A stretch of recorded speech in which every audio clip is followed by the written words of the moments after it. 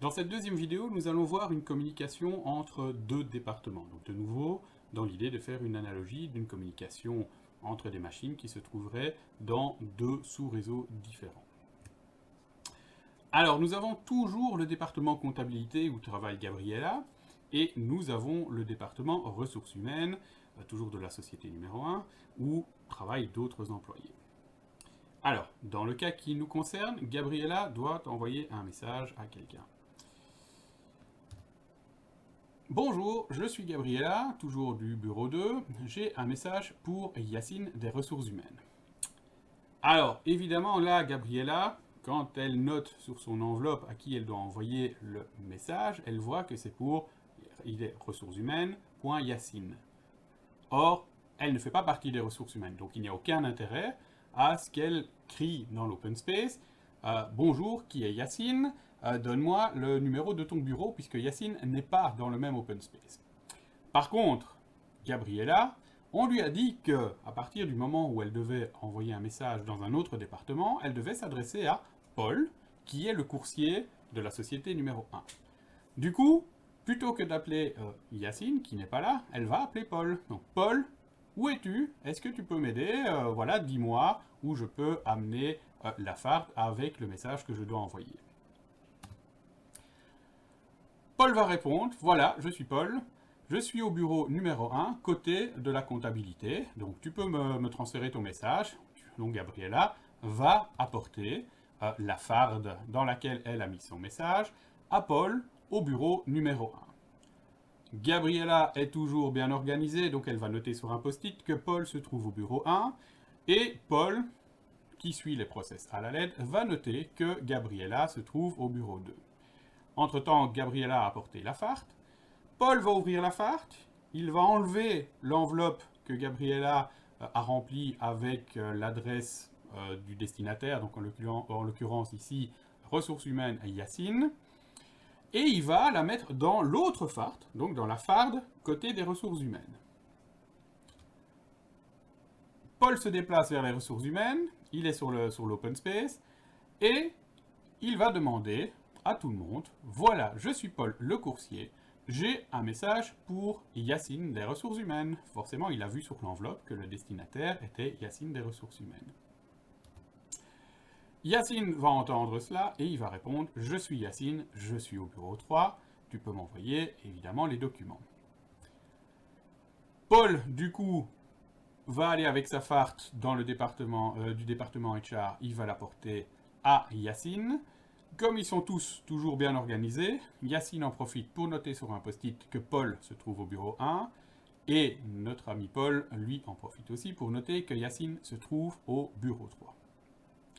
Alors, dans le cas des réponses, cela va se passer exactement de la même manière. Yacine va demander à Paul. Alors, cette fois-ci, il ne doit plus appeler dans l'open space quel est le bureau de Paul, puisqu'il l'a noté sur son post-it. Du coup, les réponses, ce sera simplement que Yacine va directement amener sa réponse dans la FART des ressources humaines à Paul. Paul va ouvrir la FART, va regarder quelle est la destination. Il va voir que c'est pour Gabriella de la compta. Il a déjà sur son post-it que Gabriella de la compta, elle est au bureau 4. Du coup, Paul va directement envoyer la farde à Gabriella sans devoir de nouveau crier à tout le monde pour savoir où se trouve Gabriella. Alors, cet échange de communication correspond à un échange entre deux ordinateurs qui se trouvent en fait sur deux sous-réseaux. Alors, si nous regardons sur Packet Tracer, ça représenterait le schéma suivant. Donc nous avons toujours le PC de Gabriella qui essaye de communiquer. Nous avons toujours le département comptabilité dans lequel se trouve Gabriella et dont l'open space est représenté par le switch. Et de l'autre côté, nous avons l'autre département, le département ressources humaines, dans lequel se trouve le PC de Yacine. Donc nous avons bien une autre adresse logique, donc un autre département, département HR Yacine. Pour le département HR, nous avons l'adresse logique 1001. Donc pour Yacine, nous avons l'hôte numéro 13, c'est-à-dire son adresse logique sera 100113.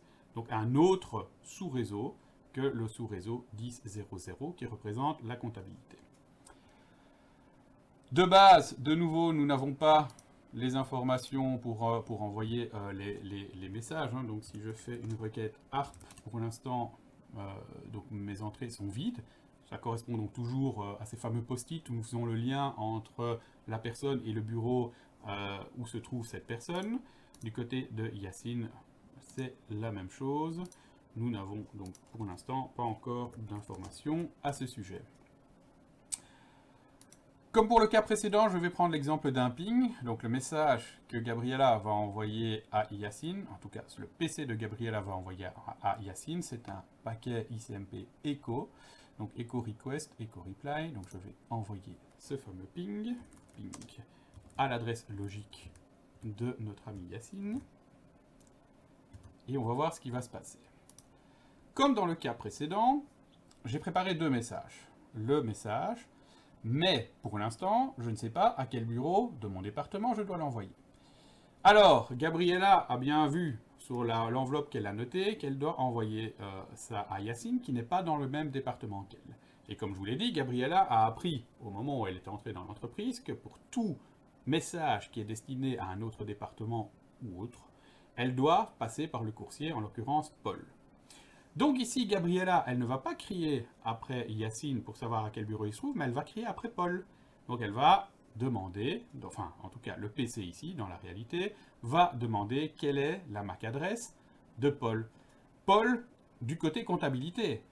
Donc Paul se trouve dans plusieurs départements, donc Paul représente ici un routeur. Un routeur a au moins deux connexions dans deux départements, enfin dans deux sous-réseaux différents, sinon évidemment il n'y a pas grand-chose à router. Donc dans ce cas-ci, elle va demander quel est le bureau côté comptabilité. Quelle est l'interface du routeur du côté du sous-réseau 10.0.0.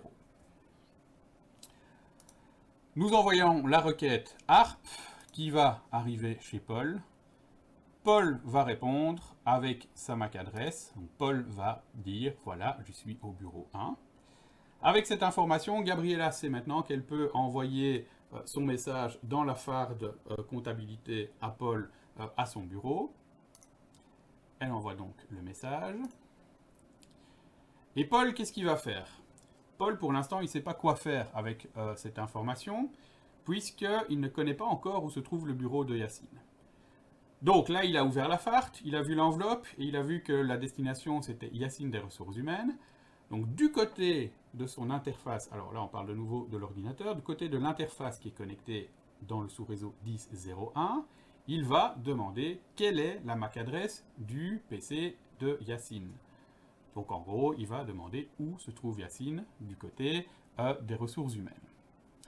Il envoie la requête ARP.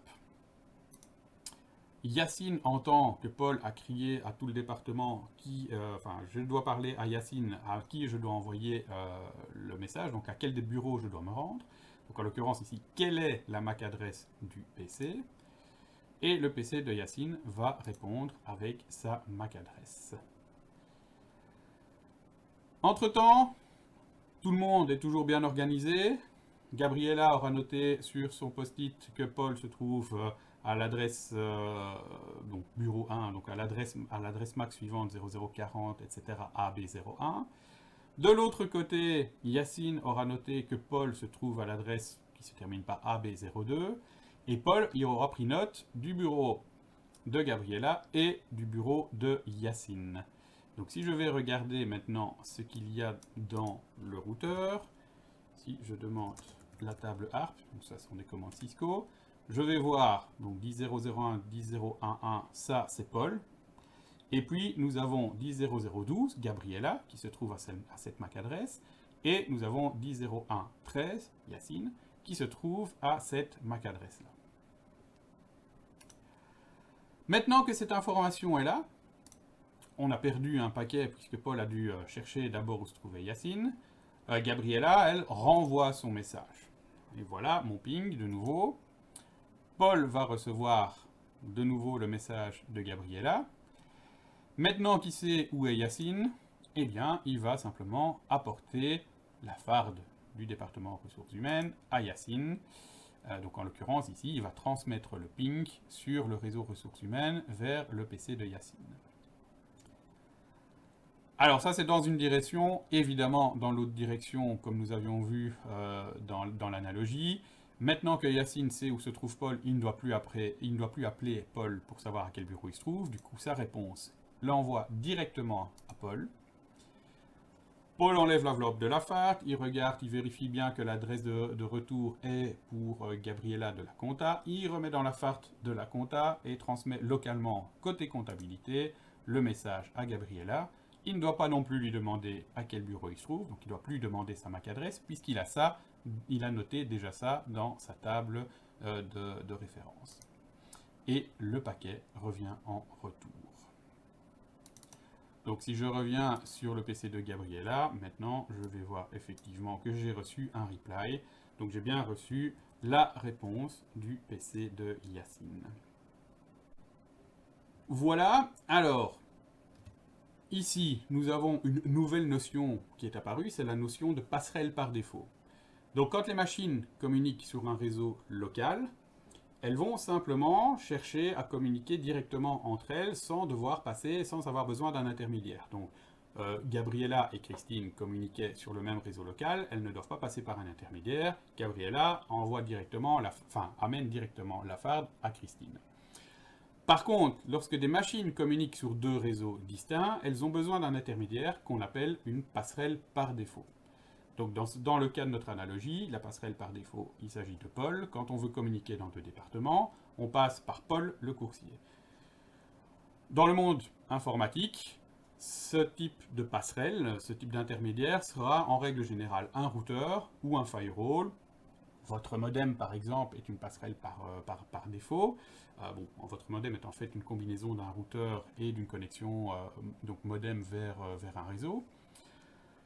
Donc il faut au moins un équipement qui a des connexions dans plusieurs sous-réseaux différents, évidemment. S'il n'a qu'une seule connexion, votre passerelle, elle ne servira pas à grand-chose. Donc on parle bien ici d'un équipement qui est connecté dans au moins deux réseaux différents.